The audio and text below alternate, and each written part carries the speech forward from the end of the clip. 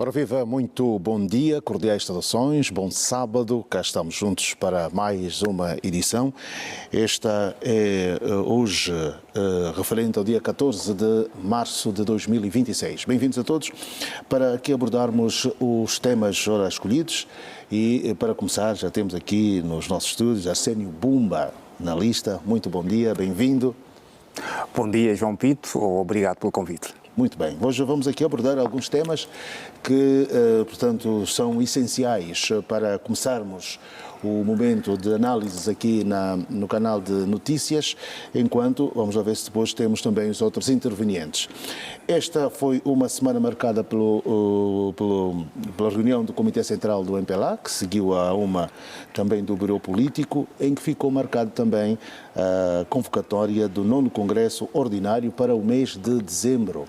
Numa reunião do Comitê Central que ficaram alguns avisos do presidente do partido, João Lourenço, como o caso da campanha, questão dos comícios que não ganham eleições, as redes sociais e também um pouco daquilo que foi um alfinetar aos partidos da oposição. Arsénio Bumba, antes de chegarmos à questão do Congresso, podemos começar destes dois encontros, né? O do Bureau Político saiu, o comunicado que saiu, portanto, com novos membros que foram enquadrados, mas depois tivemos o Comitê Central, onde uma das novidades, o facto de se chamar a atenção para as bases. 15% no próximo Congresso deverão entrar para o Comitê Central e chamou-se a atenção para uma espécie de nepotismo. Bem, de facto, João Pinto, a semana passada, portanto, houve uma grande movimentação da parte do partido MPLA, porque o partido, como sabe, este ano, no dia 9 e 10 de dezembro, será a data para a realização do 9º Congresso Ordinário.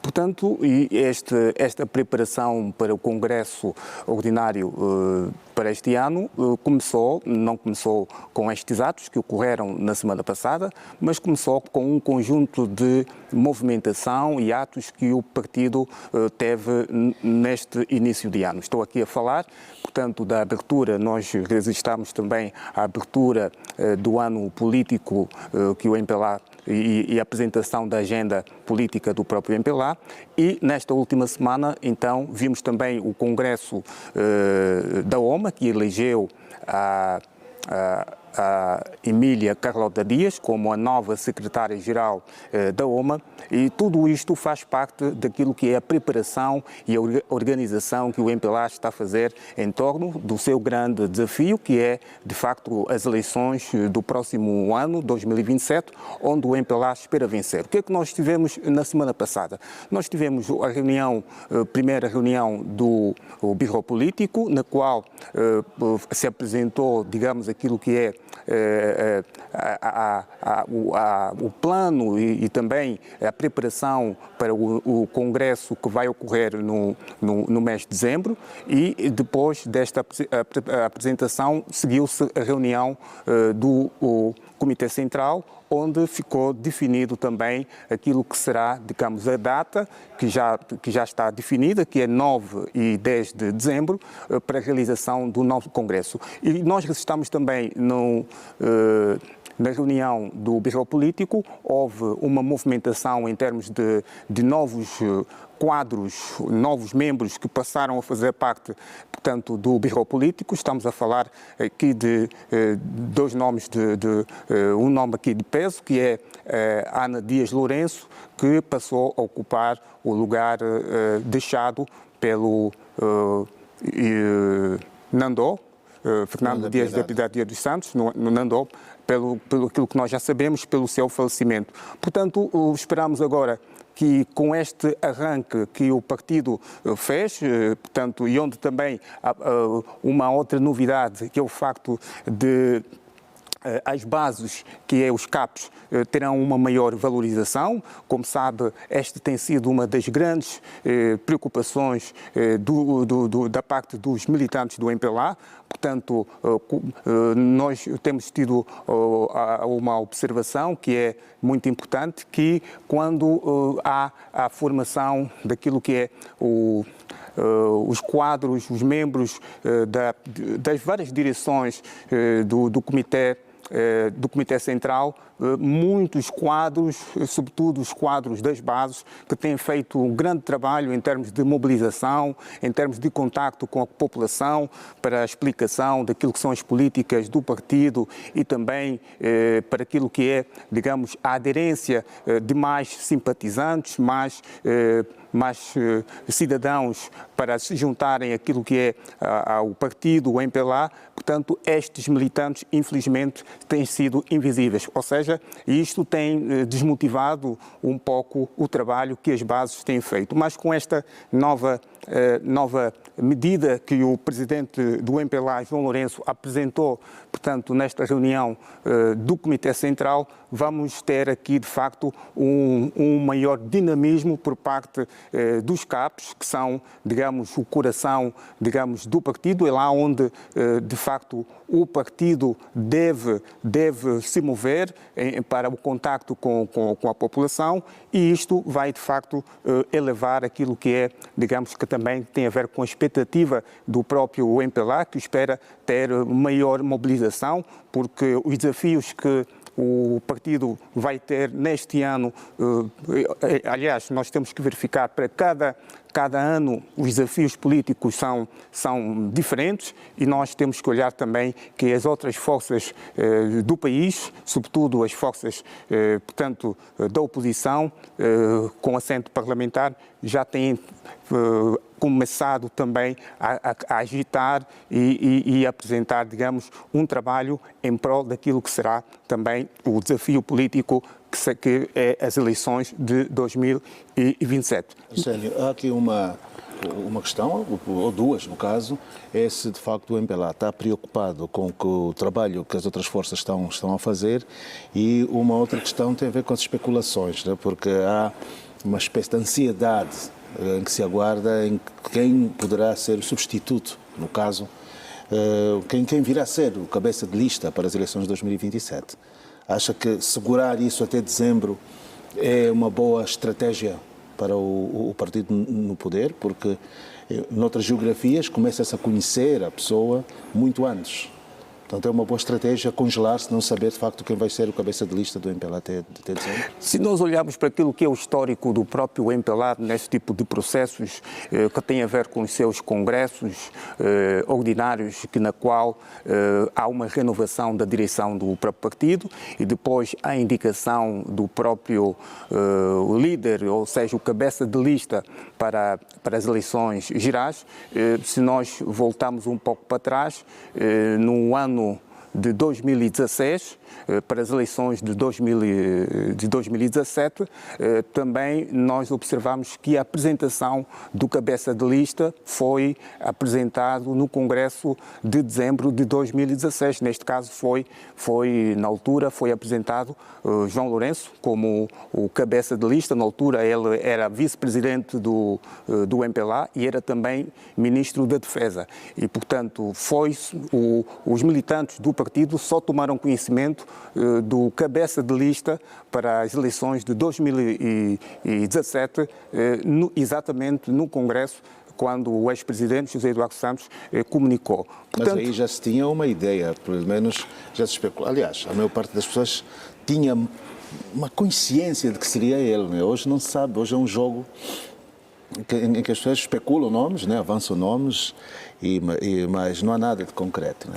E nós temos que observar também aquilo que tem sido a comunicação do próprio líder do MPLA. Se voltarmos um pouco para trás, em dezembro, onde o MPLA organizou, portanto, a festa da comemoração dos 69 anos, em que o líder do MPLA fez um discurso, fez uma comunicação pública, onde passou as orientações daquilo que seria, digamos, todo o processo que que o MPLA deveria fazer para chegar até o Congresso e até a indicação daquilo que vai ser o seu cabeça de lista. Portanto, nós temos que olhar que os partidos têm cada partido tem a sua forma de atuação, tem a sua estratégia também de atuação, e o MPLA, dentro daquilo que tem sido a sua atuação, portanto, prima muito pelo rigor e a disciplina entre todos os processos do partido e a questão também da própria realização do Congresso. Aliás, nós observamos que o próprio líder do MPLA, neste seu discurso do dia na comemoração dos 69 anos do MPLA, fez um apelo importante no sentido de que estávamos ainda numa fase em que o MPLA, enquanto partido que governa, tem a responsabilidade de governar, mas estava-se a assistir um conjunto já de iniciativas antecipadas de pessoas que queriam, portanto, se apresentar como candidato ou cabeça de lista para a direção do MPLA. Portanto, e aquilo que foi, digamos, a orientação e o apelo do presidente do MPLA era que tudo no seu devido tempo. E tudo no seu devido tempo porque as questões do partido é necessário, digamos, um consenso entre portanto, os órgãos de decisão do próprio partido, razão pela qual houve esta reunião na semana passada, que é o Bureau Político e também o Comitê Central, que são as entidades competentes que devem avaliar e decidir relativamente a esta matéria. Foi decidido a questão da realização do Congresso e depois do Congresso, onde vai se eleger a nova direção, o novo presidente também do MPLA e depois daí, portanto, a nova direção vai saber, creio eu, indicar, digamos, a figura ou a entidade que reúne as melhores condições para representar não só o partido e, como disse o Presidente também nesta sua comunicação, mas representar também bem o país na governação para responder os vários desafios que o país ainda enfrenta. São esses desafios exatamente em que nós temos um partido que governa, questão das políticas públicas muitas vezes questionadas, os outros partidos estão também a movimentar-se no sentido de terem uma boa prestação no ano eleitoral de 2027. O que se coloca agora é, de facto, toda esta turbulência, diga-se, aliás, foi uma palavra utilizada em termos pelo próprio Presidente João Lourenço, a dizer que o avião um dia iria estabilizar, mas todo este movimento que a sociedade vive. Portanto, acha que essas reuniões de cúpula do partido que governa irão, de alguma forma, transformar um pouco o que essa ideia que se tem hoje em dia, porque sabendo que a bandeira utilizada pelo próprio Presidente, não só da República, mas enquanto Presidente do MPLA, de facto, combate os males que afetavam a nossa sociedade, como a corrupção, o nepotismo, o amiguismo e todas as outras questões que dilaceraram a sociedade.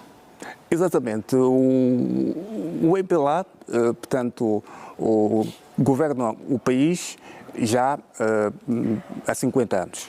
E durante todo este período, muita coisa boa foi feita e também muita coisa menos boa foi feita. E o próprio partido reconheceu isso, mesmo no seu programa de 2017, quando o slogan do seu programa foi melhorar o que está bem e corrigir o que está mal.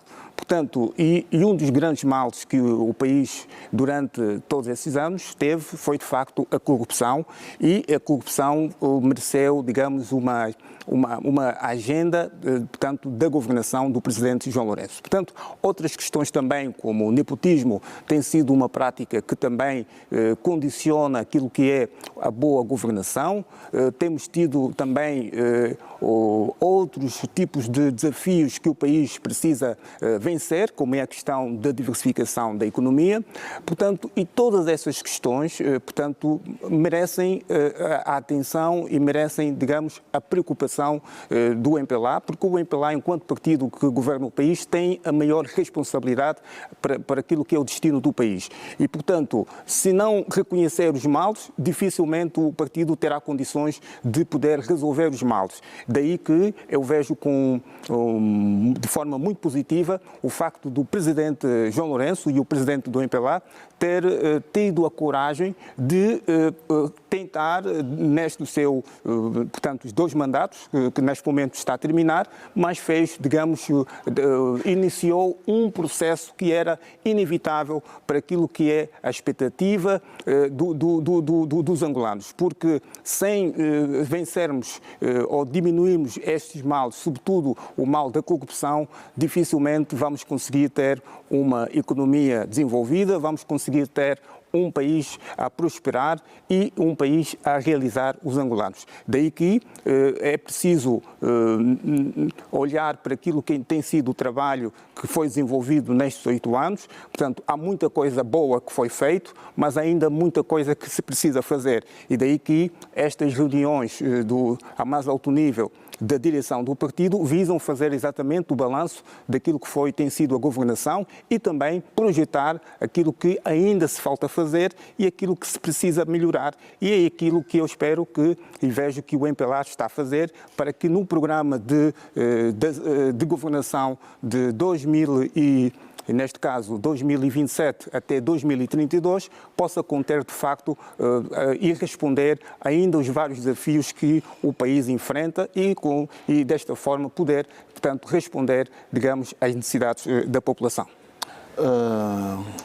Em relação ao trabalho que tem sido feito e desenvolvido, não só porque, e voltando ao discurso, à questão que se coloca, o que dizem as redes sociais, preocupação levantada pelo próprio presidente do MPLA, e já agora, que grande expectativa pode surgir e sair depois do dia 10 de dezembro?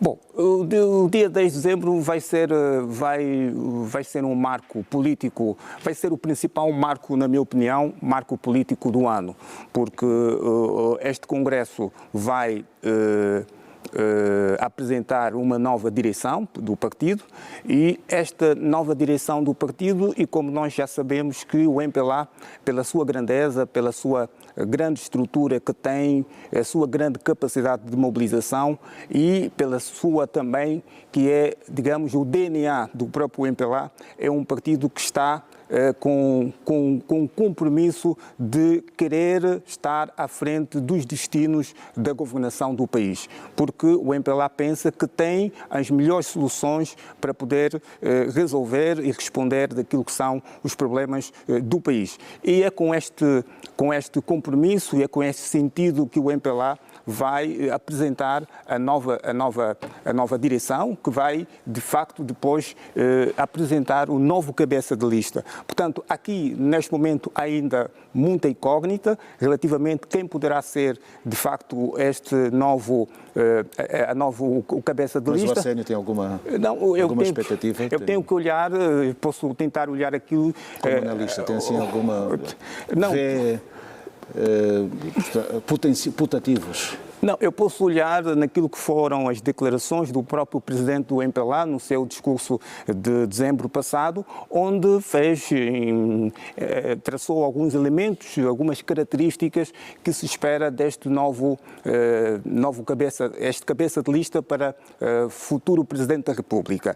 E uma das questões que ele fez referência é esperar encontrar uma pessoa com um perfil mais jovem, com maior capacidade e, conforme disse o presidente João Lourenço, que tenha mais capacidade de fazer melhor, igual ou melhor do que o próprio presidente João Lourenço. Portanto, nós temos dentro, se olharmos para aquilo que são os quadros do MPLA, há muitos jovens promissores que podem desempenhar esta função e vamos esperar que, se de facto aquilo que é a perspectiva do presidente do MPLA, João Lourenço, se confirmar, que de facto vamos ter um jovem a estar à frente dos destinos, portanto, como cabeça de lista e a concorrer para Presidente da República e estar à frente dos destinos do país. Há muito que se lhe diga relativamente a essa questão do MPLA, os olhos estão postos aí. Antes de mudarmos de assunto, era só ver que o MPLA nas eleições tem estado a perder 10% do seu eleitorado. Hoje surgem outras forças com nomes e figuras que na sociedade têm o seu reconhecimento. Portanto, pensa que este pleito, e pelo que estão a fazer os outros partidos, o pleito de 2027 há de ser renhido ou de uma ou de outra forma, portanto, com maior ou menor dificuldade, o MPLA ganha com maioria absoluta? Bom, olhando para aquilo que é o quadro político do país e olhando para aquilo que é a situação das outras forças políticas, portanto, se nós recuarmos um pouco nas eleições de 2022, onde o MPLA teve 51% dos votos, a UNITA conseguiu 44% dos votos e foi o melhor resultado que a UNITA conseguiu em todos os processos eleitorais. Mas este resultado que a UNITA conseguiu de 44% foi fruto, digamos, de um arranjo que a própria UNITA fez com as outras forças políticas. Estamos a falar aqui o caso do Bloco Democrático e também, na altura, era projeto político, que era o Para Já Servir Angola, e também mobilizou uma parte da sociedade civil. Portanto, esta congregação de forças é que fez com que a UNITA conseguisse este resultado histórico de 44%.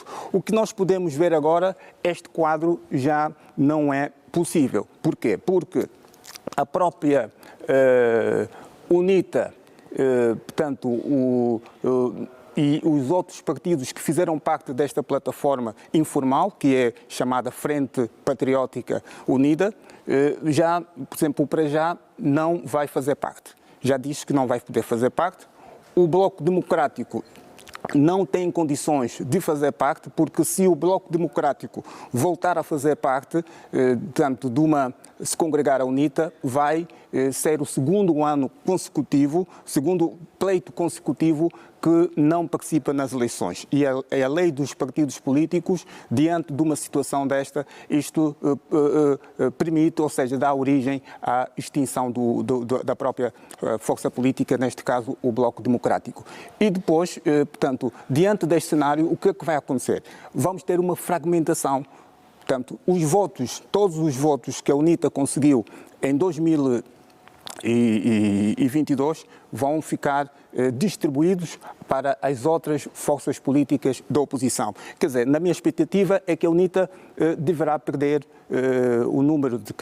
reduzir o número de votos e com isto também vai reduzir o número de deputados para dar corpo a outras forças como o Para Já Servir Angola e também o Bloco Democrático, e estamos a ver outras forças políticas, como o Partido Liberal e outras forças que poderão ter também alguma expressão neste pleito eleitoral de 2027. Primeira análise, MPLA e a convocatória do 9º Congresso Ordinário para dezembro, será, prevê-se que seja no dia 9 e 10, portanto, o futuro é imprevisível, nunca se sabe, mas estas são as datas marcadas para esta realização e há essa expectativa de todos os desafios deixados e lançados pelo presidente do partido aos seus correligionários a fim de seguirem rumo ao que consideram vencer no ano de 2027. Arsénio, Bumba, vamos avançar? Hoje temos esse diálogo, muito tempo a falarmos os dois, não é? Falar da transformação alimentar em Angola, cresceu 11%, um registro de janeiro de 2026, depois de uma expansão de 16% no último trimestre de 2025. Esta expansão foi impulsionada por investimentos em sistemas agroalimentares sustentáveis e na produção local, para reduzir importações, com focos concretos no processamento de mandioca, milho, carne e produtos derivados. Diz que no destaque dessa transformação alimentar há o setor agroindustrial, com a apresentação de sinais de expansão, o governo a focar na redução das importações, como no caso do frango, onde ainda se investem mais de 300 milhões de dólares anualmente. Vamos pouco a pouco. Não é mais uma promessa. Não é apenas mais uma promessa. Não, nós não podemos olhar nestes termos, porque de facto, este indicador de 11% demonstra que o trabalho que tem sido desenvolvido em prol da diversificação da economia, em prol de um conjunto de políticas que o próprio governo tem estado a empreender para dinamizar o setor, quer o setor da agricultura, quer o setor da agroindústria. Portanto, a prova disso é que há este crescimento de 11%. Mas, de facto, nós temos que reconhecer que o país ainda tem um grande desafio no que diz respeito à produção alimentar. Ou seja, o que nós produzimos ainda não é suficiente para responder às necessidades de consumo da nossa população. Se nós olharmos para aquilo que tem sido, digamos, o processo de importação de alimentos para Angola, Angola ainda importa para alimentos processados para atender às necessidades da população mais de 2 mil milhões de dólares. Isto significa dizer que o nosso setor agroindustrial ainda precisa ser dinamizado, precisa de mais investimento para que estes números em termos de importação de alimentos não aconteçam no nosso país, porque o país tem um enorme potencial. Nós temos, do ponto de vista agrícola, mais de aproximadamente 50 milhões de hectares de terras aráveis, portanto, e observamos ainda com alguma preocupação o facto de produtos como o milho, portanto, o trigo, o arroz, produtos que Angola pode produzir em quantidade necessárias para atender às necessidades da população e até exportar, ainda continuamos a importar. Mas, como sabe, é um processo, portanto, a diversificação da economia, portanto, as balizas estão lançadas, portanto, há um conjunto de políticas que dão corpo a todo este processo e cada ano que vamos passando, vamos começar então a ver os frutos deste trabalho que o Executivo tem feito para poder promover a diversificação da economia. Portanto, falou aqui também da questão do frango. O frango, de facto, é um produto alimentar de maior consumo, portanto, pela população angolana e infelizmente ainda nós temos um número de que eu considero muito significativo em termos de importação. Estamos a falar em cerca de mais de 300 milhões de dólares que Angola gasta anualmente para importar, portanto, o frango para alimentar a população. E nós temos aqui, se nós olharmos para aquilo que é o nosso potencial, nós temos condições para produzir e desenvolver a avicultura, e com a avicultura nós podemos produzir não só os frangos, podemos produzir também os ovos e podemos resolver o problema, digamos, alimentar e diminuir, digamos, este elevado número em termos de importação.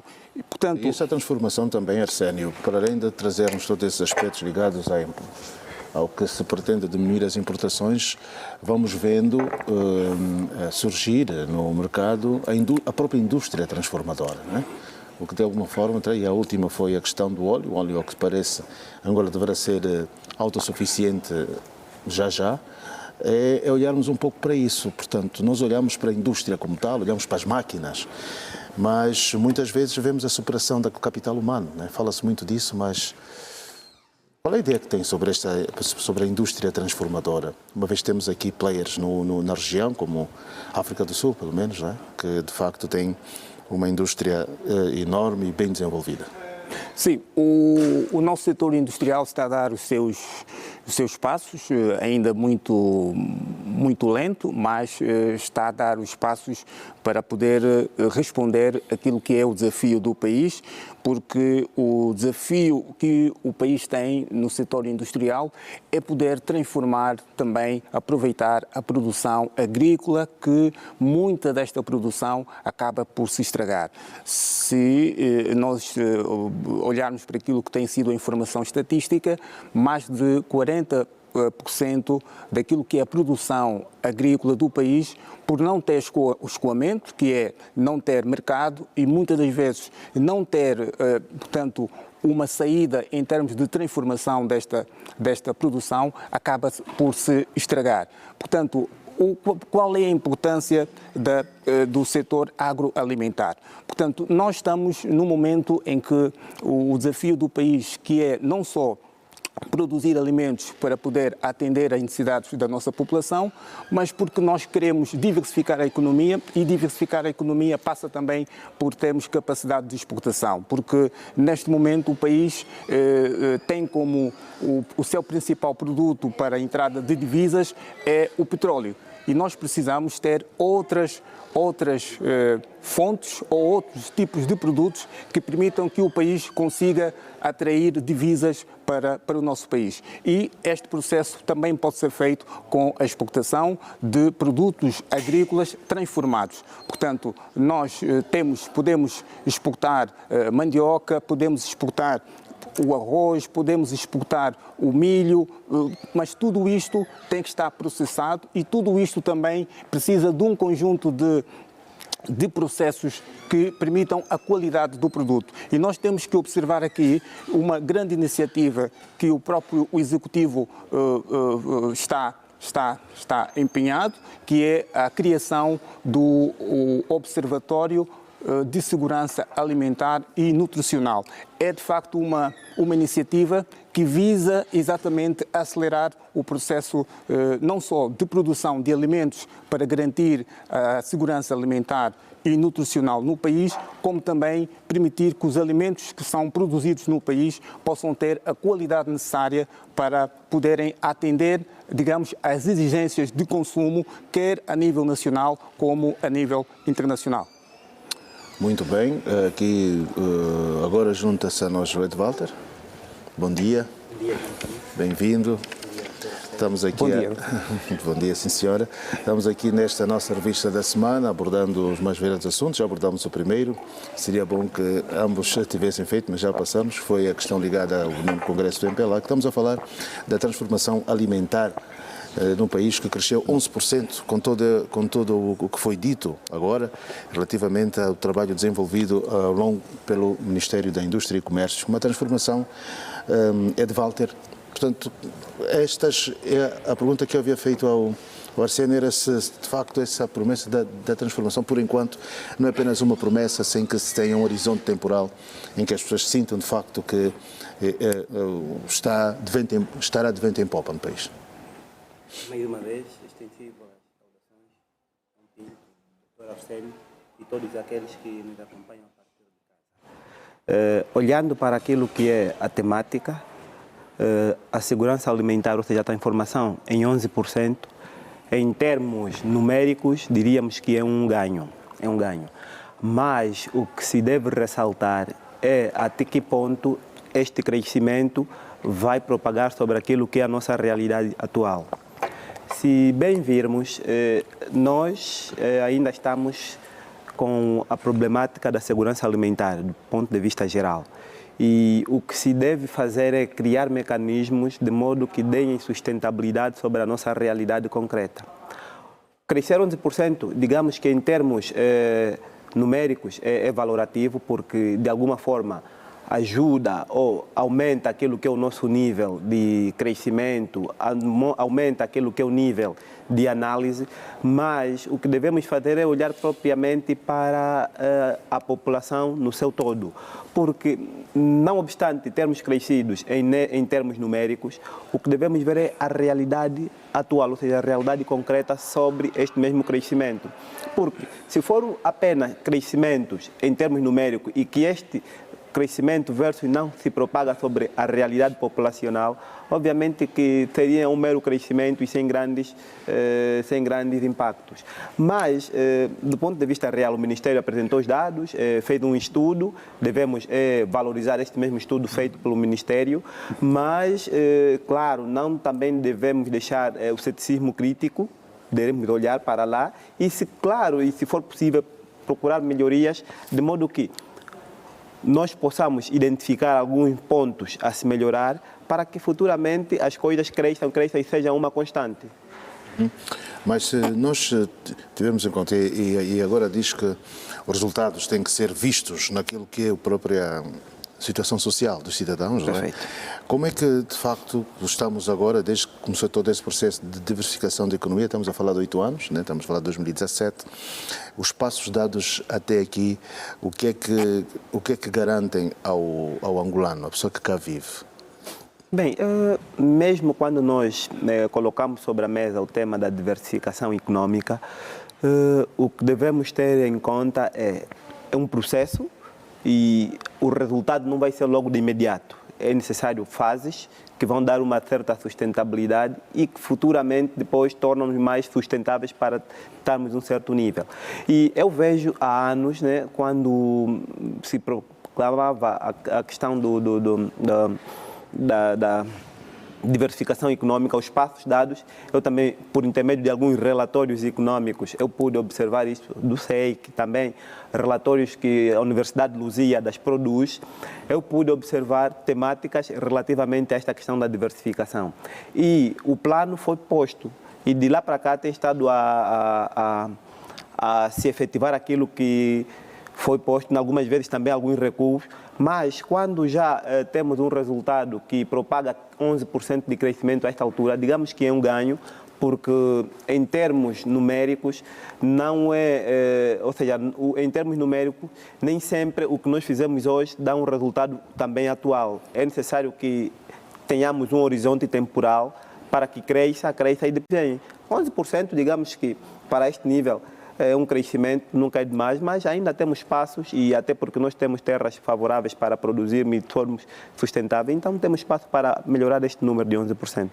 Arsênio disse que a fome não espera, o cidadão vê esses números, que com pompa e circunstâncias são divulgados na mídia, mas depois ele olha para trás, olha para o lado e de facto esta questão muitos dizem que não sentem, não é? Não sei se é verdade, mas, portanto, que grau de confiança se pode dar quando chega a esse ponto em que são as autoridades que lançam os números?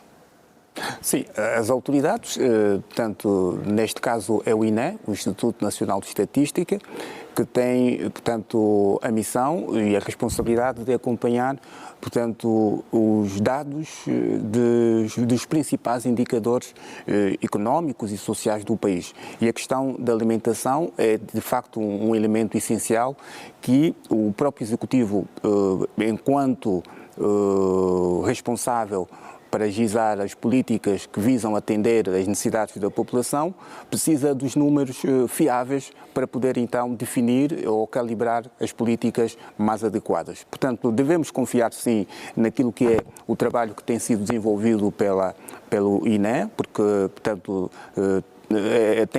tem quadros e tem os meios técnicos para fazer este trabalho, mas precisamos agora perceber que, claro que uma das questões essenciais é que independentemente daquilo que tem sido o desempenho da economia, portanto, a população e um certo grupo da população vai encontrar sempre alguma insatisfação porque estes resultados tardam a chegar naquilo que é a mesa, naquilo que é o bolso do próprio cidadão. Portanto, aqui nós temos que perceber que, do ponto de vista económico, as transformações não criam, de facto, um impacto direto, já imediato, no bolso do cidadão ou na mesa do próprio cidadão. Portanto, isto é um processo que, com o andar do tempo, vai começar a dar os seus frutos, a dar os seus efeitos, porque aqui que nós, quando falamos da necessidade do país aumentar a capacidade de produção, isto vai permitir, por um lado, termos alimentos em quantidades suficientes para atender às necessidades e depois também vai acabar por reduzir o preço, porque quanto mais for a capacidade de oferta do país, menor será também portanto, a oferta, maior será a oferta e os preços poderão reduzir. É desta forma que o cidadão poderá, essas políticas, esse trabalho, vai poder começar a dar resultados naquilo que é o bolso e naquilo que é a mesa do próprio cidadão. Ed Walter, mas há um senão, se calhar, em todo esse processo, que falamos em diversificação da economia, falamos na diminuição das importações, mas os entendidos na matéria dizem que para para se fazer cá, a matéria-prima vem de fora. Portanto, não há ainda a questão da a própria matéria-prima em si. Estamos agora a ver essa fábrica de óleo. Se calhar, toda a matéria-prima para que seja, alguns se calhar vem a granel também, era para perceber como é que isso se justifica, né? Portanto, por um lado, temos mais de 140 unidades industriais para essas operações ligadas à transformação alimentar, mas temos essa dependência completa, tirando outros aspectos, como é a produção agrícola, né? Bem, João Pinto, eu aqui vou elencar o princípio da eficiência na produção, inicialmente, para responder à sua questão, e também falar sobre as vantagens comparativas dentro daquilo que é o comércio internacional.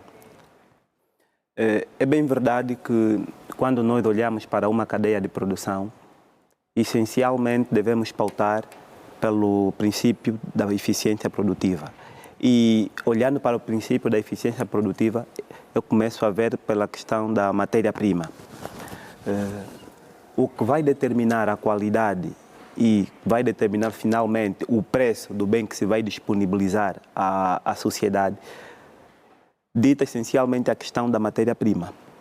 E, se bem sabemos, nós temos vontade de essencialmente tornarmos-nos autossustentáveis, mas a questão da matéria-prima, e que muitas vezes, na sua maior parte, não é produzida internamente, chega a dificultar, porque o empresário ou ainda o Estado, quando importa uma determinada matéria-prima, depois vamos também, se calhar aqui, elencar a questão do câmbio, ou seja, essa questão da divisa.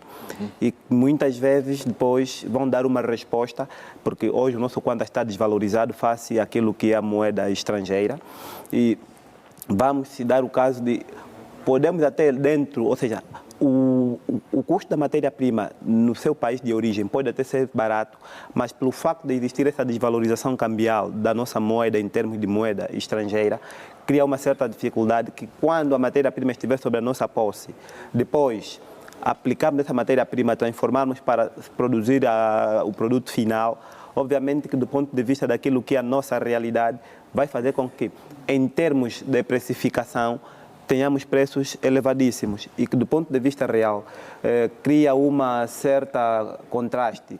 O que se pode fazer é criar condições para que o acesso à matéria-prima seja interna.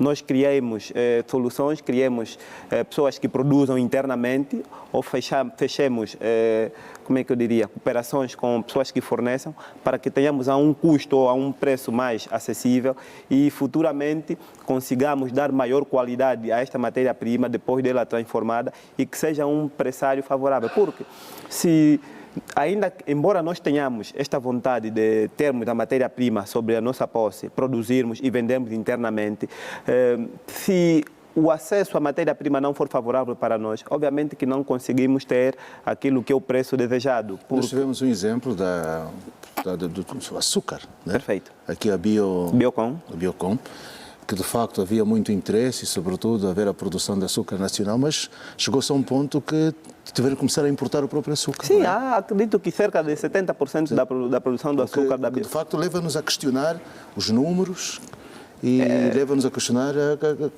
qual é a capacidade que o país tem relativamente a essa produção. Entrando dentro dessa temática, João Pinto, imaginemos, o empresário, ele não quer saber da sustentabilidade, ele quer saber do seu lucro. E ele analisa, se o mercado angolano versus o mercado brasileiro for mais frutífero para ele, obviamente que ele vai para lá, porque ele aqui paga, de que ele paga seus impostos, satisfaz aquilo que o Estado pede, ele vai cumprir internamente e uma parte pode fornecer. Mas vão buscar esse dinheiro ao Estado, não é? Perfeitamente. Que é para, supostamente, fazer as coisas aqui. Perfeito. Mas depois tem essa dispersão de valor. Então. É isto porque, imaginemos, nós, para além do açúcar da Biocom, nós também importamos o açúcar. Se calhar que eu diria que é um dilema, mas nós importamos o açúcar. A questão é, o açúcar que nós importamos muitas vezes chega a ser muito mais barato que a Biocom fornece. E a Biocom, vendo que não há necessidade, ou seja, os seus produtos não avançam, obviamente que vê que está a acumular produtos que depois podem, se calhar, gerar um desastre do ponto de vista econômico. E a melhor alternativa é, no mercado onde é muito mais valorizado, eu despacho o meu açúcar e fico assim. Isto não acontece só no mercado do açúcar, isso acontece em muitas outras cadeias produtivas. Mas, essencialmente, nós temos que combater a questão da matéria-prima, é lá onde nós devemos começar, olhar para o acesso à matéria-prima de custo mais baixo e depois criar uma certa qualidade que dê sustentabilidade na produção final e que finalmente o preço chega sobre a mesa ou sobre o bolso do angolano numa estimativa que seja valorativa. Arsénio, a questão que se coloca agora é: Angola vai vencer essa batalha? Vai se tornar um país menos dependente das importações? Tem condições.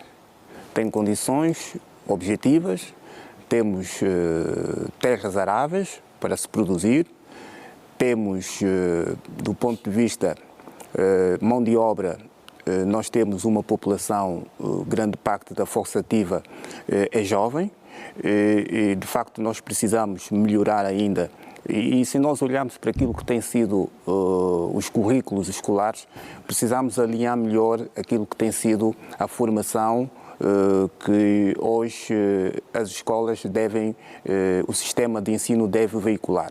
Portanto, hoje o desafio do país é diferente do desafio há 10, 20 anos atrás, porque o nosso desafio é diversificar a economia. E nós estamos a assistir que grande parte da nossa mão de obra, da nossa população, tem estudado ainda assuntos que têm a ver com ciências sociais e muito pouco aquilo que tem a ver com aquilo que é o principal desafio. Ciências que têm a ver com a agricultura, que têm a ver com a indústria, e estas são as áreas, o turismo, são as áreas que o país precisa formar cada vez mais quadros para dar resposta a este grande desafio, que é produzir, temos que começar a produzir no campo, para depois transformar esta produção e depois esta produção transformada, uma parte para o consumo da população angolana e outra parte é para também promovermos as exportações. Portanto, precisamos nos organizar melhor. Portanto, o empresariado nacional também tem algumas fragilidades, que eu posso aqui também dizer. O nosso sistema financeiro precisa melhorar e precisa atender cada vez mais o nosso empresariado nacional no que diz respeito às necessidades de financiamento para poder se dinamizar os vários projetos, quer projetos da agricultura como projetos da agroindústria.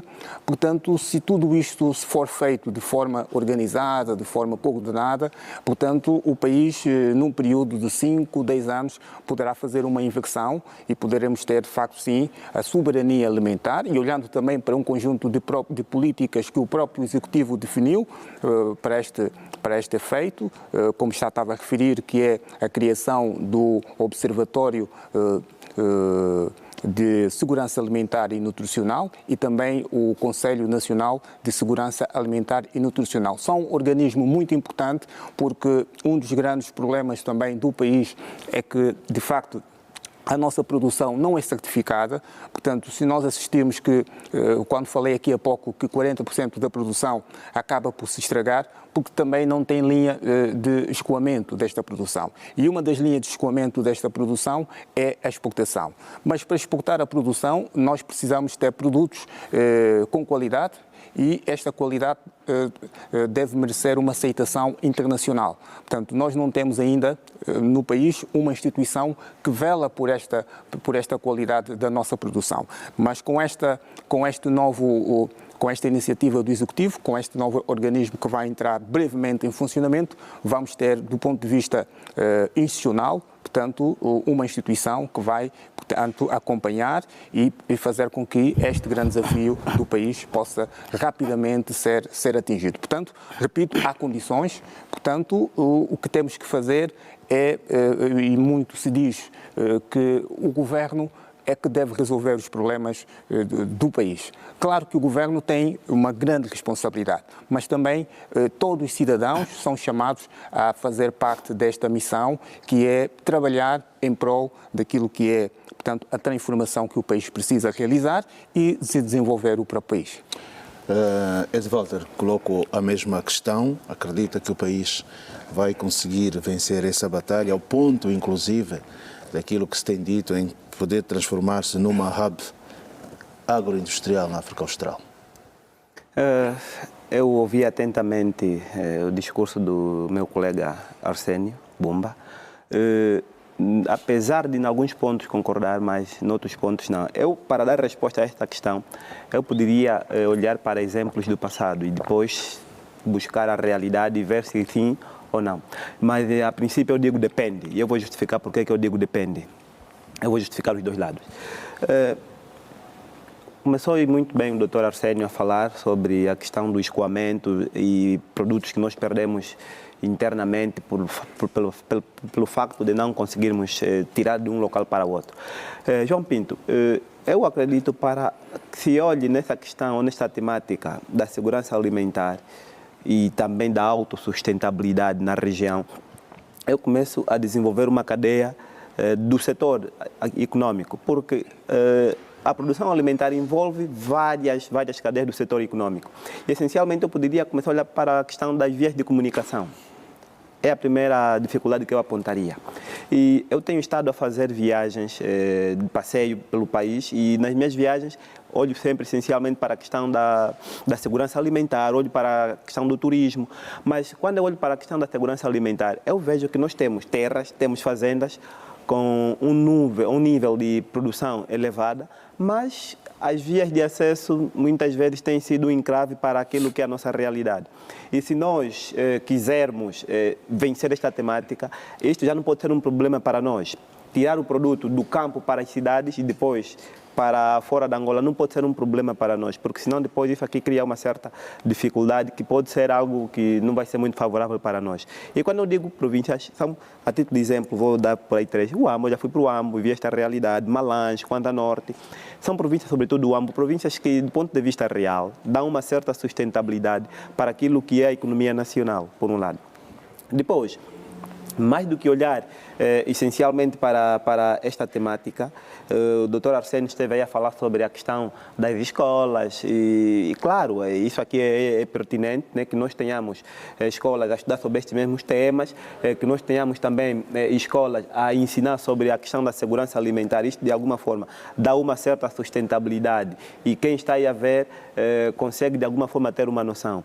Embora toda esta conjuntura seja possível, é necessário que, do ponto de vista daquilo que é a efetivação, nós consigamos dar resposta a tempo e hora. Porque, imaginemos, esta problemática da diversificação e de autossustentabilidade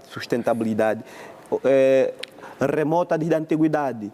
E se nós virmos nos relatórios econômicos, no Orçamento Geral do Estado, ou seja, dos anos pretéritos até a atualidade, tem sempre esta temática. Mas o que é que está a faltar até hoje? O que é que falha? Será que nós não conseguimos dar certa qualidade a esta mesma realidade? Claro que nós temos que sentar, pensar e ir avante, tal como diz o Dr. Arsénio, temos que avançar de alguma forma para que, do ponto de vista daquilo que é a eficácia, nós consigamos ser sustentáveis. Agora, se nós conseguirmos organizar a questão das vias de acesso, apoiar o empresário local, dar aquela qualidade à nossa mesma realidade, aí sim nós conseguiríamos, porque nós temos terras propícias para esta mesma realidade, conseguiríamos, do ponto de vista prático, vencer esta temática. Daí eu ter dito depende. Agora, se nós verificarmos situações outrora verificadas no passado, e claro, e com forte tendência para uma agricultura de subsistência, obviamente que não. Agora, antes de mudarmos também de assunto, mais uma questão que tem a ver com aquilo que nós ouvimos portanto, do governo, dos políticos e das entidades que tutelam esse Ministério, por aquilo que pude ouvir agora do Walter, podemos constatar que a agricultura não é só a questão de pensar-se no produto. Ela está ligada a uma rede de distribuição, está ligada, portanto, a uma cadeia de valor, né? Está ligada às estradas, está ligada ao homem, à pessoa. Perfeitamente. Não é só semear, mas é preciso depois ver o produto final, porque os olhos também compram. Perfeitamente. Né? O produto tem que ter qualidade. Mas existe uma estratégia nacional de segurança alimentar e nutricional até 2034. Sim. Sim. Portanto, aí são os grandes desafios. Estamos já em 2026, começou em 2024 e as pessoas querem ver resultados. E tal como falamos no primeiro tema, estamos em ano pré-eleitoral. Sim. Sim. O que nós estamos aqui a verificar é que os resultados serão frutos de todo o trabalho que está a ser feito em prol deste grande objetivo, que é permitir que o país, até 2034, que é a meta, seja um país, do ponto de vista alimentar, seja soberano. Portanto, e há um conjunto de processos, de ações que devem ser promovidos para atingirmos esse objetivo. E o primeiro grande iniciativa é termos, o país não tinha uma instituição que fizesse o acompanhamento deste processo da nossa produção, da produção nacional. Portanto, daí a necessidade da criação do laboratório, do Observatório de Segurança Alimentar e Nutricional. Portanto, isto foi aprovado, creio que há 2 semanas atrás, em Conselho de Ministros, porque uma das questões que é necessário que o Estado precisa ter em atenção, nós não sabemos em tempo real quanto é que nós produzimos, onde é que está a produção, como é que é feita a distribuição deste produto. E por não termos esta informação, nós não conseguimos fazer provisão, ver a questão, prevenir situação de crise, escassez, portanto, e não conseguimos fazer com que esta produção seja uma produção de qualidade. Portanto, nós não podemos, e aliás, nós temos acompanhado que a população, muito daquilo que nós comemos, infelizmente, ainda é alimento importado e não de produção nacional. Por quê? Porque um aspecto que hoje que a população, que a pessoa tem, é ver a qualidade do produto. Portanto, eu vou comprar um produto que oferece, do ponto de vista maior qualidade e um produto também muito mais barato. Portanto, e este pressuposto faz com que há um conjunto de processos que o país deve fazer e está a fazer.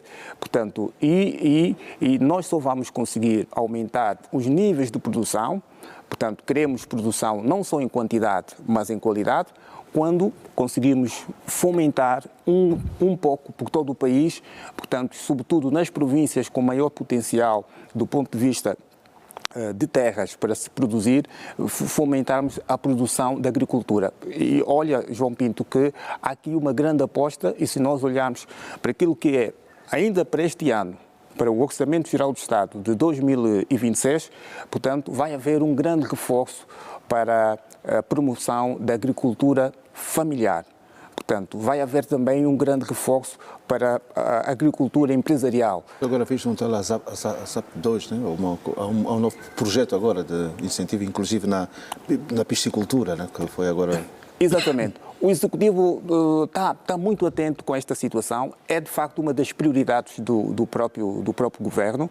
Portanto, dinamizar a agricultura, mas promover maior financiamento. Portanto, no Orçamento Geral do Estado vai haver mais fundos que vão ser disponibilizados para o Fundo de Garantia de Crédito, por FADA, e também para o BDA, para que estas instituições tenham maior capacidade de financiamento para poderem depois destinar, direcionar, quer para a agricultura familiar e quer para a agricultura empresarial. Portanto, porque só vamos vencer, de facto, o problema de termos alimentos mais baratos, que é o grande objetivo, termos cada vez alimentos mais baratos, mas precisamos produzir cada vez mais. E para produzir cada vez mais, precisamos que o dinheiro chegue para aqueles que produzem. Portanto, e o Estado não investe. Quem investe é o setor privado. Mas o Estado tem as suas instituições financeiras, na qual vai disponibilizar os fundos para que, por sua vez, estes fundos chegam até aos destinatários, que é o setor privado, são as pequenas, médias e grandes empresas que fazem, portanto, a produção de alimentos, a produção da agricultura. E depois, temos que olhar aqui também a questão que o Dr. Mwanza falou, que é as vias de comunicação. Portanto, de facto, isto é ainda um grande desafio. Portanto, a cadeia de valor para termos uma agricultura, para termos uma maior capacidade em termos de industrial e em termos também de produção, temos que melhorar cada vez mais, portanto, as vias, as infraestruturas, as vias de comunicação. Nós temos visto que há, de facto, um grande esforço também da parte do próprio Executivo em melhorar as infraestruturas do país, as estradas, reabilitação de estradas, construção de novas estradas, um pouco por todo o país. Portanto, é um processo, mas isto nós temos que rever também que o país tem limitações em termos de orçamento. Portanto, esta questão da limitação do orçamento do país começou exatamente desde finais de 2014, em que o país entrou, portanto, despertou-se desta excessiva dependência do petróleo, quando tivemos aquela crise no final de 2014, e onde o país despertou na necessidade de se diversificar a economia para não estarmos vulneráveis àquilo que é a variação do preço do petróleo que ocorre no mercado internacional. Portanto, João Pinto, só para lhe responder, portanto, o país tem vários desafios. Okay. E estes desafios precisam ser feitos de forma coordenada, de forma estruturada, e com isto não se faz num dia, não se faz num ano. Portanto, é um conjunto de políticas, é um conjunto de ações que depois, no final, 2, 3, 4 anos, aquilo começa a dar os seus resultados. Os outros, é muito tempo de espera, né? Muito tempo. E só para terminarmos mesmo, fala-se muito da segurança alimentar, mas também fala-se depois da cadeia alimentar, né? As pessoas têm que comer. Nós vemos, por exemplo, quando é que se vai chegar a um ponto em que, por exemplo, a carne, né, do gado bovino, gado caprino, começa a chegar em condições mais baratas, com preços acessíveis às pessoas, em vez de ir aos matadouros, onde se compra carne sem preparação, portanto, a morte indiscriminada dos animais que são tirados de qualquer lugar, sem que chegue, porque nós vamos a qualquer sítio e encontramos a carne à venda, sem querer tirar o negócio das pessoas. Mas como encontrar uma maneira, como se faz em qualquer parte do mundo, que nós somos o que comemos. E as doenças vêm muitas vezes pela comida que nós temos. Por isso é que há sempre o controlo da fiscalização. Perfeito. João Pinto, antes de responder essa questão, eu poderia roubar 1 minuto ou uns segundos para falar propriamente sobre a questão que colocou ao Dr. Arsénio relativamente à questão da segurança alimentar e nutricional até 2034. E visto que nós estamos em momento praticamente eleitoral, o presidente, Sua Excelência, o presidente da República, João Manuel Gonçalves Lourenço, cessa o seu mandato no próximo ano. E quem o vai substituir é necessário que haja continuidade daquilo que são os programas, porque muitas vezes o que tem estado a fazer ou criar falhas é então um novo executivo e depois esquece aquilo que se programou, mesmo fazendo parte daquela dinâmica, e depois as coisas... Vai constatar nem louco outra vez, exatamente, né? E aí é muito, mas muito complicado. É necessário que as pessoas estejam a par e passo. Agora, olhando propriamente para essa questão da segurança alimentar e também a cadeia alimentar, bem, esta é uma informação essencial, porque mesmo nos mercados onde nós adquirimos nossos bens e serviços, de alguma forma não revelam uma certa qualidade. É só sairmos daqui e irmos para o Golf 2, irmos para o 30 e ver como é que é a conservação e o local que a pessoa frequenta para adquirir estes mesmos bens. De alguma forma isso já cria uma certa debilidade do ponto de vista daquilo que é a minha eficiência e a eficácia. E olhando para aquilo que são os gados, a título de exemplo, se nós aqui a nível de Luanda pretendemos ter esta mesma dinâmica, é um pouquinho difícil e também é caro ter animais mortos para o consumo em tempo real, é difícil. Se formos para o sul de Angola, sim, sobretudo o Lubango, onde eu tenho experiência, onde eu já vivi, encontras naturalmente em qualquer zona, mas é aquilo que se diz, né? Devemos dar qualidade nesta mesma dinâmica. Não é só chegar num matador ou numa casa onde matam e vendem ou distribuem para as pessoas, mas olhar para aquilo que é a qualidade. E isto pede essencialmente de uma fiscalização. Criar condições propícias para distribuir esta mesma refeição, este animal, para as pessoas fazerem parte da sua dieta alimentar, e mais do que olhar também para aquilo que é a construção destas mesmas dinâmicas, criar também condições que, do ponto de vista daquilo que é a nossa realidade, vão dar uma sustentabilidade e que, no final de tudo, não aperiga a vida do cidadão nacional, porque aquilo que nós consumimos hoje é o reflexo daqui a anos se vamos continuar bem ou mal. E se vamos continuar bem ou mal depende desta mesma dinâmica, então vale a pena que nós empenhemos esforços, que nós criemos condições, de modo que as casas que nos fornecem o alimento que vai chegar no nosso prato final tenham condições mínimas e que a pessoa, quando estiver lá, se sinta seguro e que esta distribuição alimentar seja propriamente seja dinâmica para a nossa realidade e do ponto de vista daquilo que é da qualidade, essencialmente, também tenha qualidade para, no final do dia, nós comprarmos sem nenhum remorso e, finalmente, chegue a nossa meta como qualquer uma outra meta, sem essencialmente olharmos para aquilo que é a questão do impulso. Bem, e o milho serve exatamente para isso, né? O milho sai a ração para os animais, se calhar, dos principais produtos a nível mundial que contém amido, dos principais produtos no mundo, que faz parte da nossa alimentação. E Angola pretende triplicar a produção do milho a fim de garantir a segurança alimentar absoluta e reduzir, uma vez mais, a dependência das importações. Para tal, portanto, há aqui um pensamento executivo em buscar e aumentar a produtividade e criar reservas para enfrentar desafios climáticos como chuvas baixas, com foco na expansão da irrigação, que só abrange nesta altura 4% das áreas de cultivo, que é, portanto, 4% para o que se tem, não deixa de ser algo muito pouco. Ora bem, o milho, Arsénio, o milho e a segurança alimentar, triplicar a produção. Angola já foi um celeiro, né? Já houve áreas de grande produção de milho. Sim, o milho representa um dos principais cultivos que Angola tem um grande potencial. Neste momento, se nós olharmos para aquilo que foi o ano agrícola de 2024 a 2025, Angola conseguiu produzir cerca de 3,6 milhões de toneladas. E a grande ambição do país e do próprio Executivo é que esta produção possa ser triplicada, ou seja, podermos ter uma capacidade de produção acima de 10 milhões de toneladas. Portanto, do ponto de vista daquilo que é as condições naturais do país, o país tem este potencial, sobretudo nas províncias do Ambo, do Bié e da Huila.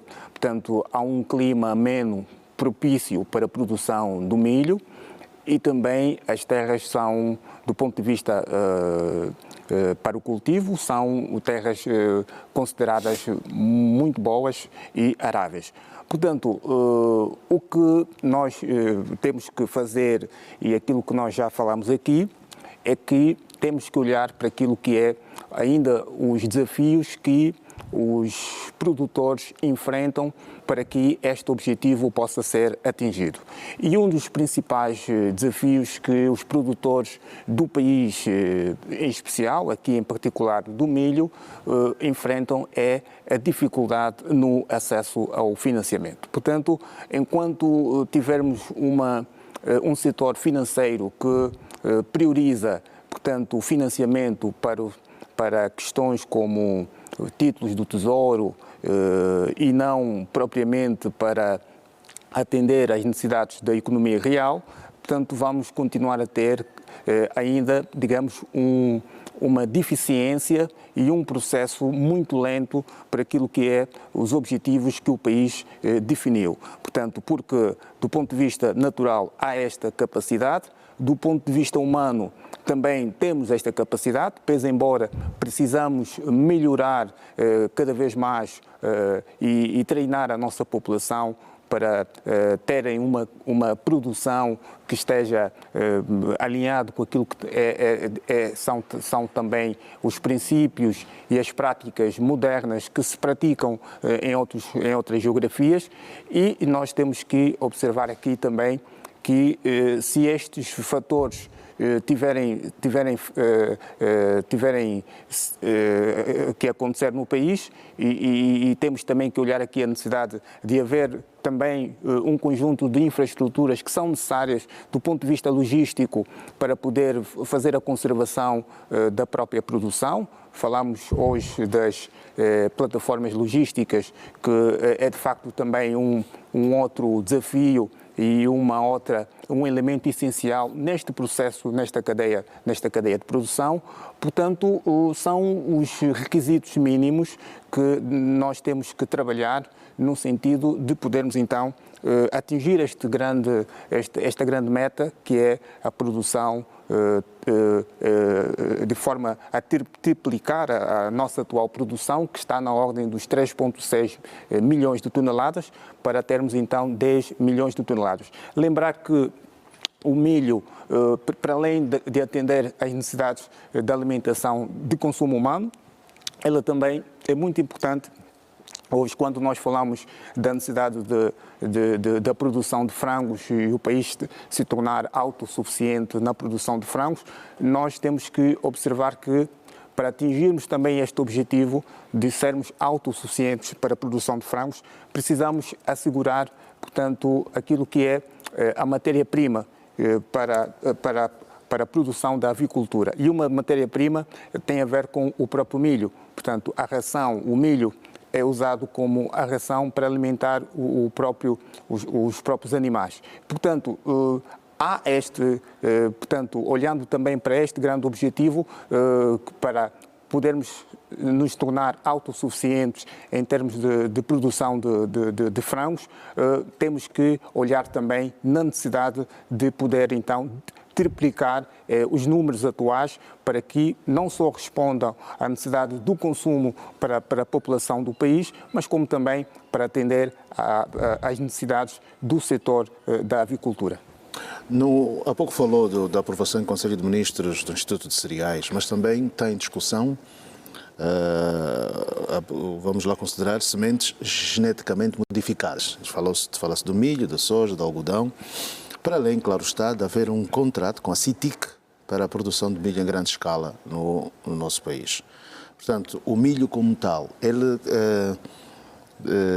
é de Walter Monza. Essa triplicação, o que é que traria para já? Bem, João Pinto, no dia 10 corrente, foi terça-feira assim, eu pude acompanhar, né, o ministro da Coordenação Econômica, José de Lima Massano, quando manifestou essa intenção. Ele trouxe números dizendo que de 24, 25, que de 2024 2025, atingimos cerca de 3,6 milhões de toneladas, tal como abordou o doutor Arsénio, e a perspectiva do Executivo é que estendamos para aproximadamente 10,8, quase 11 toneladas, que quer triplicar... 11 milhões, no caso, né? Exatamente, de tonelada. Quer triplicar este mesmo consumo, isto porque é só olharmos para aquilo que é a nossa realidade a nível da realidade internacional, e como abordou bem o Dr. Arsénio, a questão do milho não é apenas para o consumo humano, mas também serve para outras cadeias e dar sustentabilidade a outra mesma realidade.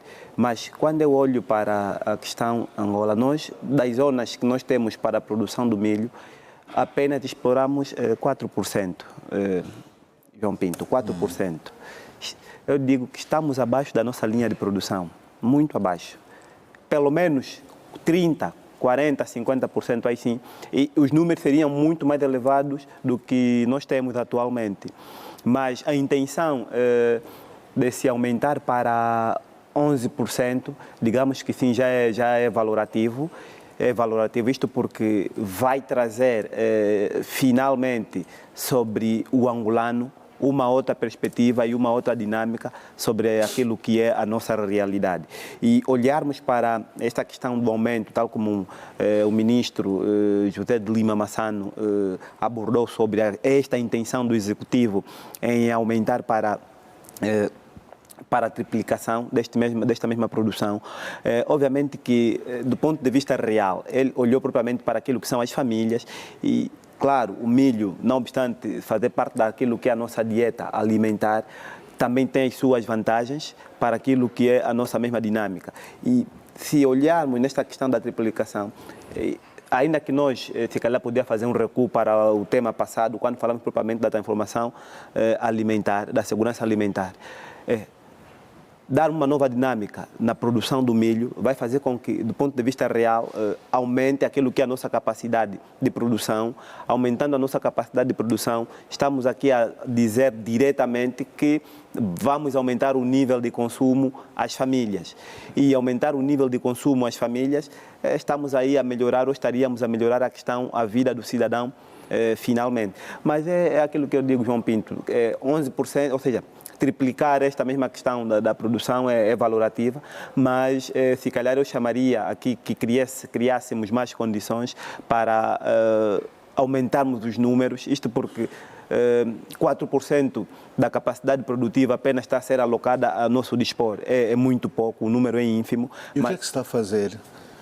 Por exemplo, fala-se, né, são números, queremos aumentar e etc. Falou-se aqui da mão de obra maioritariamente jovem. O que é que se está a fazer para incentivar as pessoas a recuarem, a irem para esses lugares para produzirem? O que é que está a valorizar na área rural?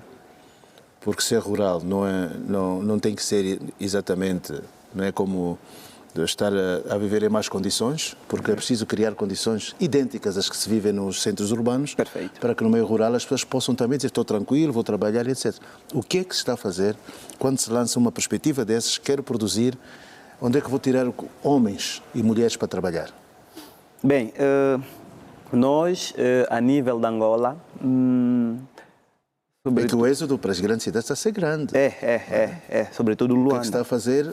Não, e as grandes cidades, o censo disse há poucos dias que cidades como o Benguela, Lubango, já estão a receber mais gente, inclusive que é a capital. Claro, né? exatamente. Se fizer um estudo comparado. Mas o que é certo é que estão a sair das áreas rurais porque não há nada, não há energia, não há internet, não há, quer dizer, não há as mínimas condições que há para as pessoas ficarem lá. João Pinto, a questão é pertinente e, claro, também é visível aos olhos de todos os angolanos.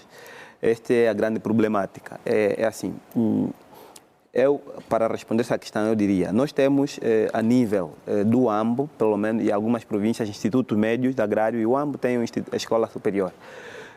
Mais do que olhar para esta temática, né, porque formam pessoas que estariam ligadas a esta mesma realidade. Mas, tal como nós sabemos, geralmente a produção de um determinado bem é nas zonas rurais. E falando propriamente das zonas rurais, é necessário que nós criemos condições igualitárias aos da zona urbana. O cidadão nacional tem de ter acesso à internet, lá onde está, tem de ter acesso à energia, o seu telefone, rede em condições para poder comunicar com quem está do outro lado. E, infelizmente, isto até não é só dentro daquilo que é a realidade agrícola, mas também noutras cadeias, infelizmente, nós temos ainda sobre a nossa realidade pessoas que trabalham sobre estes mesmos lugares, mas do ponto de vista daquilo que é a comunicação com o outro lado do país é totalmente dificílimo. Isto, de alguma forma, cria um desincentivo para quem realmente esteja interessado. Se lhe aparecer uma oportunidade, ainda que seja por amor, mas se lhe aparecer uma oportunidade que seja distante desta realidade, obviamente que a pessoa abandonaria. Mas o que nós devemos fazer é criar condições que deem sustentabilidade a esta mesma realidade. E quando João Pinto estava aí a questionar sobre esta mesma temática, e eu lembrei de algumas províncias que eu visito, e são províncias que, do ponto de vista daquilo que é a eficiência na produção, dariam muito bem, mas do ponto de vista daquilo que são as condições, sobretudo para os lugares rurais, quase que não se tem nada. Isto aqui... Até porque querias levar não só as pessoas para trabalhar, mas irias levar mais professores, mais enfermeiros, né? Mais pessoas que pudessem se Claro, desenvolver. porque aí, imaginemos, se tivéssemos condições propícias para esta mesma realidade, obviamente que seria indiferente estar aqui ou lá, porque o que eu tenho aqui, eu também tenho lá. Agora, quando isto não acontece, e até porque, mesmo se nós virmos bem, aqui, tal como eu digo sempre, aqui já é um problema não apenas do setor agrícola, mas é um problema conjuntural. Por quê? Para que se tenha acesso à energia, eu já não estou a olhar mais para a questão da agrícola, as vias de comunicações e também professores ou médicos para estar numa determinada localidade, que aqui envolve praticamente toda a economia local, ou seja, a economia nacional. Então é necessário que criemos condições para que eu, que estou aqui no município A ou município B, estando no município C, vejo que não há diferença. A tempo real eu consigo comunicar-me com o outro lado e muitas vezes acontece, eu vou num município, por vezes é um município propício para a agricultura ou para prestar o meu trabalho manual ou intelectual, mas do ponto de vista daquilo que é a comunicação, por vezes não tem rede de telefone, por vezes não temos acesso à energia, temos que esperar no final do dia para ligar um gerador e depois fechar. Isto aqui cria condições e, claro, quem realmente está comprometido com a verdade e quiser correr, não vai aceitar estar nestas dinâmicas, porque o essencial é criar condições que favoreçam para todos nós e que no final do dia também estejamos todos a par e passo sobre aquilo que é o crescimento. Porque se continuarmos assim, vamos continuar sempre a fugir, vamos mesmo para o Lubango, vamos para a Benguela, porque se calhar aí encontram necessidade de oportunidade em trabalhar nesses locais e que do ponto de vista daquilo que é a eficácia e a eficiência, quando pessoas que poderiam fornecer um trabalho manual ou intelectual deixam de fornecer para ir noutras realidades, isto aqui é o país quem perde, somos nós a perder. Arsénio, é a mesma questão que se coloca e principalmente, né, porque produção tudo bem, mas as pessoas ficam doentes, as pessoas têm outras necessidades. É aí onde nós vamos à busca daquilo que eu, para estar num sítio para produzir, tenho que saber que se me deram um paludismo, tenho onde ir buscar, tenho que ter farmácias, tenho que ter transporte para me deslocar, porque chega também o mês de férias, eu quero sair daquele lugar para me deslocar e etc. Portanto, quando as pessoas falam vamos produzir, pensam exatamente que o homem tem essa dimensão holística tão grande. Ou pensam só em capinar e cavar? Não, João Pinto, de facto, o que acabas de dizer responde também um dos outros grandes desafios do país, que é a insuficiência em termos de infraestruturas necessárias para poder prover as condições básicas que as populações precisam, portanto, para viver. Nós temos um país muito extenso e hoje ainda o grande desafio do país também é reduzir as assimetrias entre as zonas do interior, portanto, e as zonas aqui do litoral. Portanto, e este grande desafio do país, que visa promover infraestruturas, estradas, infraestruturas como a eletricidade, a água, para que vai até a todos os pontos. Neste momento o país, e nós olharmos que uma estratégia do próprio Executivo para poder resolver, dar resposta também a esta questão em concreto da criação de infraestruturas, tem a ver com a iniciativa que nós vimos desde o início do mandato do Presidente João Lourenço, que é o PIME, que é o Programa Integrado do município. Exatamente, onde com este programa é levar as infraestruturas básicas, essenciais, para permitir a vida normal, tanto das populações, em todos os municípios do país. Muitos entenderam o PIME como ir buscar, dizer que vão fazer estas infraestruturas e acabaram por muitos nem fazer. Não é? Houve de facto esta preocupação através deste programa e enquanto também, portanto, e isto também é um tema que é discutido a nível da outra grande iniciativa que o país tenciona desenvolver, que são as autarquias, portanto. Mas enquanto não há ainda a implementação das autarquias, nós temos estado a ver aqui também da parte do Executivo um conjunto de iniciativas, como a nova divisão política administrativa que permitiu com que hoje já falamos em menos centralização, há mais descentralização, ou seja, os municípios hoje têm, do ponto de vista de orçamento, portanto, já uma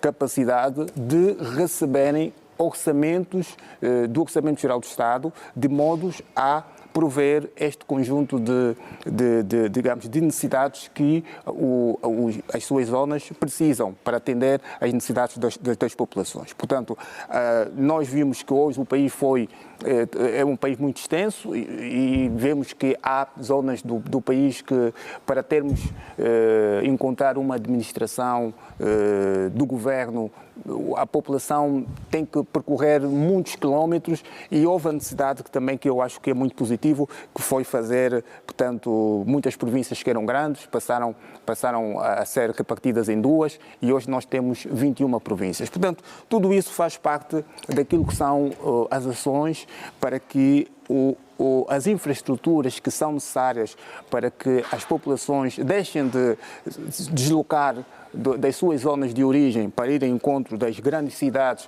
porque é lá onde acham que há condições do ponto de vista de escola, de infraestruturas para se fazer a vida, mas possam fazer nas suas zonas de origem. Portanto, há um conjunto de responsabilidade, quer da parte do próprio Executivo, que tem esta missão de criar condições neste sentido, mas também temos que olhar que as próprias este processo de atrair a população que está nas grandes cidades para o interior vai passar também por haver nestas zonas que quando nós assistirmos à existência de unidades de produção, quer agrícola, quer industrial, onde as pessoas vão ter a oportunidade de ter um emprego. Portanto, toda esta transformação vai permitir fazer esta inversão, digamos, desta situação. Mas vamos então ter mesmo milho, não é? Sim, o milho... Vai aumentar essa produção? O milho temos... Há um horizonte temporal? Até 2034 vamos ter essas 11 milhões de toneladas? Temos condições, como referi, temos condições para atingirmos este objetivo. Agora, tudo vai depender da nossa ação de forma coordenada para que, de facto, este grande objetivo possa ser atingido. Isso, para terminarmos esse tema, Edvalter, se de facto aquilo que avançaste há pouco tempo, as políticas continuarem a ser seguidas tal como forem desenhadas e não aparecer um outro ministro a fazer mais um estudo, não é? Para a próxima produção de milho. Porque assim, João Pinto, e ainda mais quando o que tem estado a acontecer é quando o Executivo tem mandatos sucessivos e continuidade, neste caso, quando há continuidade, o que devemos fazer é, porque quem realmente governa deve já ter este plano todo ele feito. E, claro, os ministros, quando estão diante de um mandato, eles apresentam ao público o seu plano de governação. Então, é necessário que nós olhemos para o plano dos outros, ver o que é bom, porque assim, João Pinto, nós temos aqui esta temática, este objetivo de pelo menos atingir, né, até 2034, a questão da suficiência alimentar e nutricional. E temos também aqui o Ministro da Coordenação Econômica, José de Lima Massano, tem esta pretensão de, nos próximos anos, aumentarmos para pelo menos 3, ou seja, multiplicar as toneladas que nós temos atualmente de produção. O outro que vier, se olhar para esta dinâmica, seja ele a continuar ou se for ele melhor até, porque é o plano mesmo dele, se for uma outra pessoa que venha e olhar para esta mesma dinâmica, ele vai ver que, ok, até aqui tem estes objetivos. Agora, se ele não efetivar aquilo que já se programou, ele vem com outros planos, mata uma cadeia que nós tínhamos por continuidade.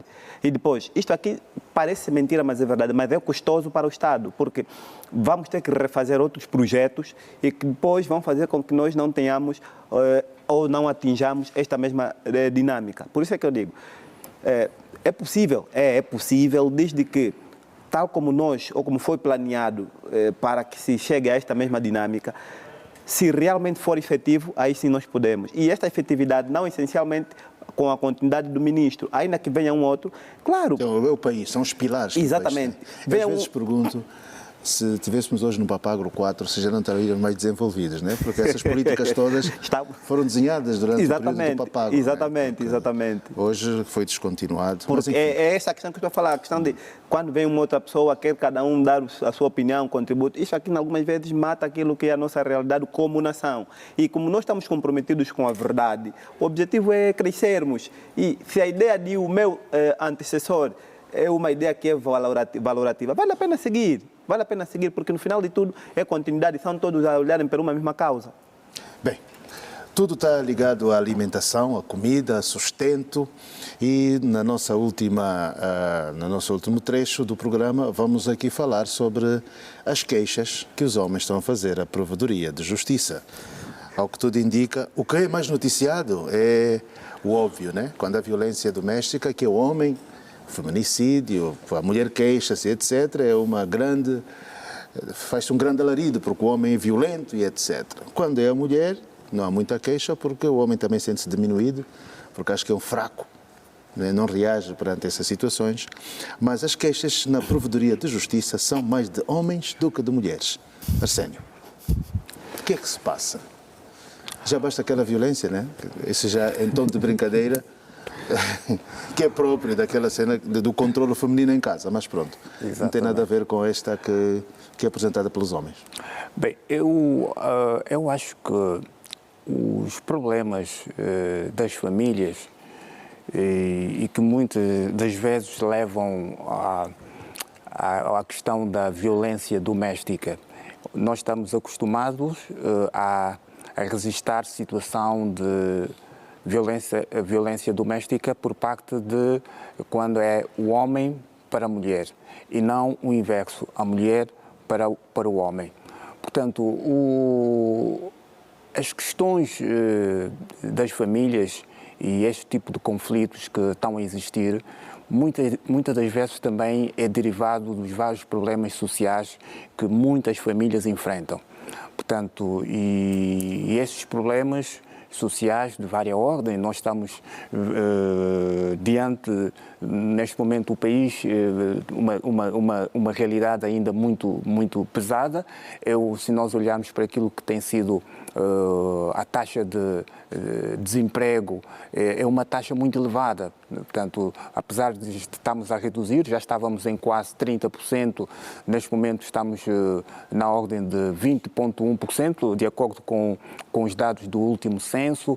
A questão também, o desemprego leva à pobreza, portanto, a pobreza leva, digamos, muitos problemas nos casais e falta de condições até de sustento do próprio lar, e esse tipo de problemas levam conflitos que acabam muitas das vezes em violência e em separação até dos próprios casais. Portanto, o que eu posso aqui dizer é que, portanto, é preciso haver calma, porque os problemas e o país está a atravessar um momento desafiante, portanto, do ponto de vista económico e social, e que nesta circunstância, em vez dos casais olharem para aquilo que é, não perceberem que precisam de estar unidos para poder vencer as dificuldades que enfrentam no seu dia a dia, não devem estar em choques, em discordância e que acabam muitas das vezes nesse tipo de brigas, conflitos que acabam, neste caso, por essas queixas que está a existir por parte da Procuradoria-Geral da República.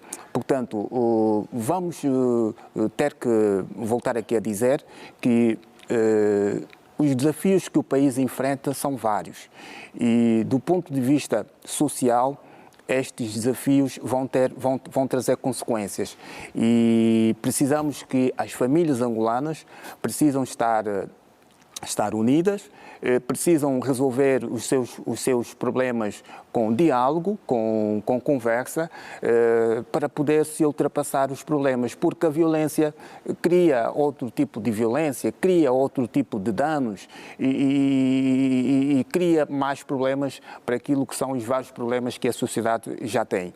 Portanto, vejo com muita preocupação, de facto, este indicador, que são as mulheres, portanto, os homens a fazerem queixas sobre as mulheres. Portanto, isto significa dizer que, do ponto de vista social, as famílias de facto estão a enfrentar, portanto, uma crise, e esta crise precisamos aqui apelar, portanto, à intervenção também de vários outros atores sociais, como as igrejas, no sentido de poderem promover o devido aconselhamento para as famílias, no sentido de haver a calma necessária, a contenção das emoções e não perderem a esperança daquilo que é os objetivos que as próprias famílias definiram. Deixa-me só ouvir aqui o comentário também do Walter, porque estamos já aqui em crise de tempo, é olhar para essas situações. Normalmente, portanto, os estudos, vários sociólogos têm feito, estudos, etc., cai sempre no mesmo aspecto, não é? Que, para além, claro, dos maus comportamentos, muitas vezes, é a questão económica que faz com que as pessoas, às vezes, resvalem para essa situação. Sendo tantos homens a queixar-se, que paradigma estamos a viver? Bem, João Pinto, a questão é pertinente e antes que eu responda, eu poderia, se calhar, aqui enunciar a lei número 25/11, de 4 de julho, lei principal sobre a violência doméstica, que aborda que todo o comportamento familiar que causa dano físico, dano psicológico, sexual ou moral é condenado. E esta mesma realidade ou esta condenação não é apenas para o sexo masculino para com o feminino, e vice-versa, para os dois gêneros. E quando nós nos deparamos com esta mesma realidade, homens a fazerem queixas em relação às mulheres, isto porque as mulheres têm sido muito mais violentas em relação aos homens, porque é o nível de queixa que nós temos estado a constatar nos últimos meses, sobretudo nos últimos meses. É necessário que se faça um estudo concreto. E aqui também poderia enunciar ou chamar a intervenção dos psicólogos e dos sociólogos, digo isto, no que concerne o acompanhamento às famílias. Parece mentira, mas é verdade. O essencial é que, dentro daquilo que é a estruturalização das famílias angolanas, tivéssemos pelo menos um sociólogo e um psicólogo a acompanhar aquilo que são as famílias. Infelizmente, o número de sociólogos e psicólogos dentro da nossa realidade é inferior, o que causa uma certa debilidade neste mesmo acompanhamento. E, claro, geralmente, os motivos que levam mulheres a espanquearem ou a causarem danos em casa são aqueles mais patentes, né? Como a questão do desemprego, tal como abordou o Dr. Arsénio, a questão do desemprego e outras dinâmicas que, do ponto de vista daquilo que é, e parece mentira, mas é verdade, também devemos elencar esta realidade. Por vezes também a questão da traição, muitas vezes também nós queremos deixar isso de parte. Por vezes os homens têm registrado infidelidade para com o seu gênero oposto e, algumas vezes, cria essa sensação de fúria e que leva depois a mulher a partir por outros atos. Mas também poderia, se calhar, olhar pelo princípio consagrado universalmente da justiça social, honesto viver, ou ainda viver honestamente, só no quick atribuir, dar a cada um o que lhe é devido e, finalmente, não prejudicar o outro. Quando nós, na nossa vida diária, nos revemos nestes 3 princípios, obviamente que vamos ter aquela capacidade de digerir aquilo que são algumas falhas e, claro, quando nós temos a capacidade de reconhecer que falhamos ou que estamos a falhar ou que o nosso parceiro está a falhar, ter a capacidade de sentar com esta mesma pessoa e dar um aconselhamento ou explicar o que é que se passa. Isto sim, poderíamos ter uma situação mais concreta. E claro... Isso quer dizer, portanto, com isso tudo, e a pergunta é para os dois, começa mesmo o Ed Walter, estarão as mulheres mais violentas que os homens? Ou pedem maior responsabilidade só? Não, se fosse João Pinto, eu não digo maior responsabilidade, porque se fosse a questão de responsabilização, não poderíamos partir, ou não, as mulheres não poderiam partir para a violência doméstica. A questão de responsabilização é pôr o parceiro sentado e conversar, criar métodos.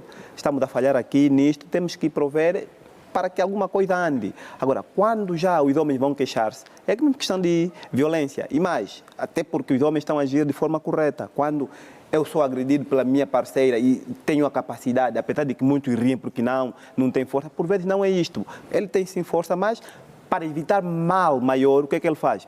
Vai à órgão de tutela e apresenta a sua queixa. Isso até que é muito mais responsável, porque quando o homem é agredido e conhece-se que foi agredido e vai prestar uma determinada queixa, aí cria outros males, porque se ele participa pela violência, se calhar teríamos danos maiores em relação ao que as mulheres cometem aos homens. Mas digo que não é questão de responsabilização, é mesmo questão de violência. E claro, neste quesito, os números por si só dizem, são os homens que mais apresentam queixa, então é que as mulheres estão a ser mesmo cada vez mais violentas que os próprios homens.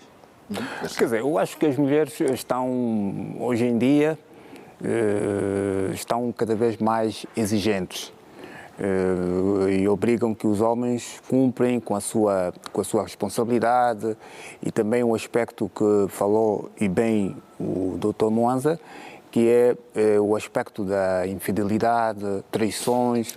Portanto, são um aspecto que hoje em dia, e hoje nós falamos muito daquilo que é também os direitos iguais. Portanto, e as mulheres, fruto desta emancipação, não é, que está a ter, portanto, têm e sentem-se que precisam estar ao mesmo pé de igualdade que os homens. E neste sentido, portanto, e fruto também da exigência que têm, portanto, e podem acabar às vezes naquilo que é a relação e o seu diálogo, acabam muitas das vezes, quando não é bem sucedido, acaba neste tipo de conflitos, e que eu acho até que é correto que os homens não partam para a resposta ou para a violência como resposta à violência da parte das mulheres. Portanto, numa primeira opção, podem ir buscar um aconselhamento de um familiar, portanto, de um psicólogo ou de um líder religioso, não é?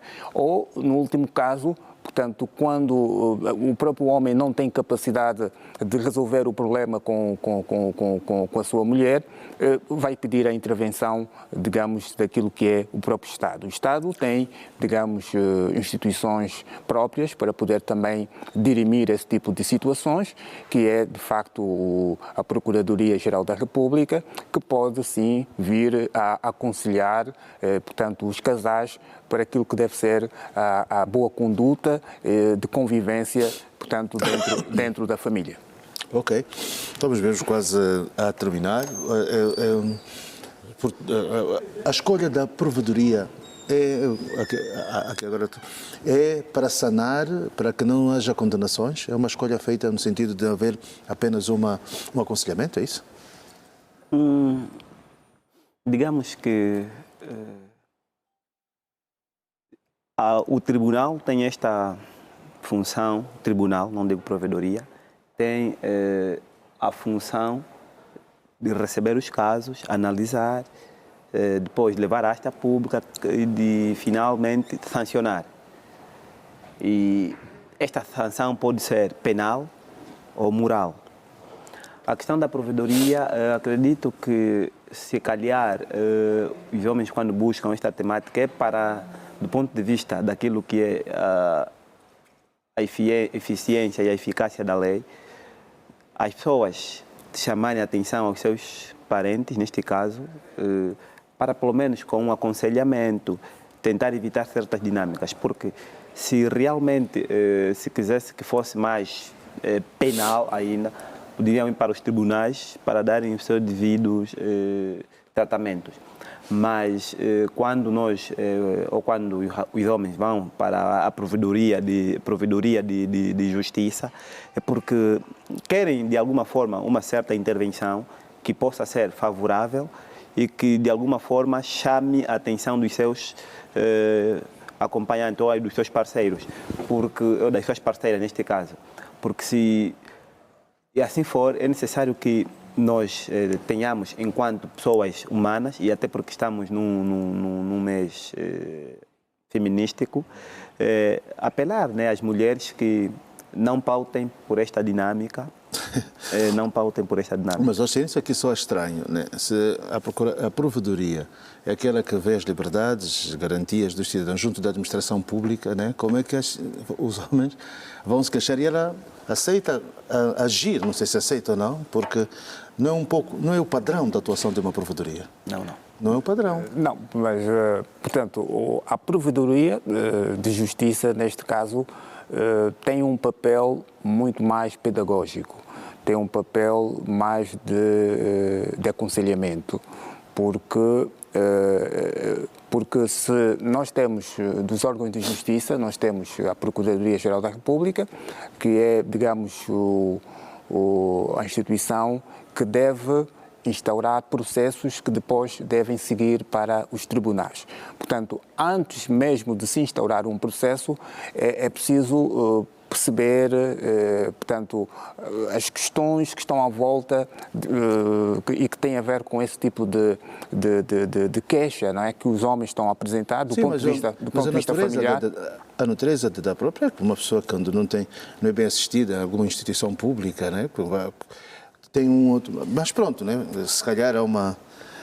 Vamos trazer aqui alguém para nos falar um pouco mais sobre isso. Mas pode continuar para concluir, porque vamos embora? Exatamente. Mas é mesmo nesta perspectiva. Portanto, digamos, um ente muito mais que pode aconselhar o casal e depois pode orientar sobre aquilo que são, digamos, as consequências do ponto de vista legal que a família ou o próprio casal poderá sofrer se caso insistir neste tipo de prática. Portanto, eles aparecem como uma figura como mais do conselheiro. Portanto, eu acho que é nesta perspectiva que os homens se direcionam e são orientados para se direcionar e apresentarem as suas preocupações nesse sentido junto da Provedoria de Justiça e não nos outros órgãos de justiça.